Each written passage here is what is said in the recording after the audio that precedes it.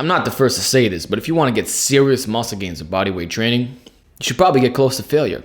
This is only logical since we're probably now basing our programs off of 1R max or percentages. It's rate of perceived exertion, reps in reserve. It's so simple yet so effective. Guys, that is why, whether you're doing high volume prisoner style workouts or high intensity, where the sets and reps are bodybuilder style, 3 sets of 8 to 12, that's why both groups produce excellent muscle gains. Because we're not doing easy GPP workouts. It goes back to the #1 home training mistake.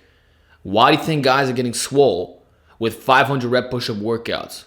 I'll tell you why. Each of those sets are taking close to failure. They might be able to do 50 in one set, and instead they're getting 45 to 50.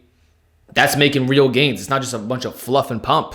Basically, the intensity is high regardless.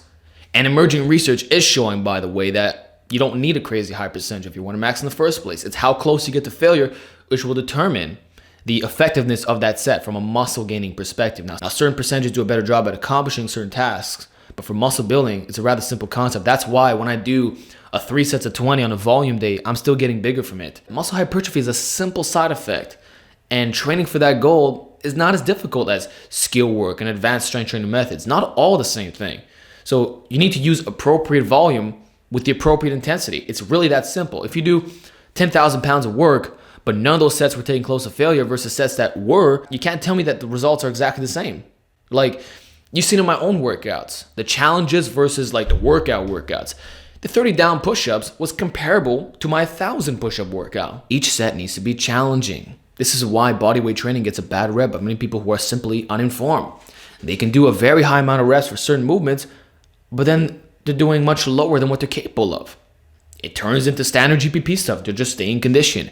That's not enough, man. Keep reps in reserve in your mind. If you don't forget about this, your volume is always going to be appropriate, as will the intensity. It's not going to be you lounging around, wasting your time, just going through the motions. Oh, I'm doing these push-ups. It's okay. It's not too crazy, but I feel great after I've done my workout. Now, you should feel destroyed. And why do you think guys are getting great gains when they upgrade the variation and move on to something more challenging? It's not because that movement itself is superior.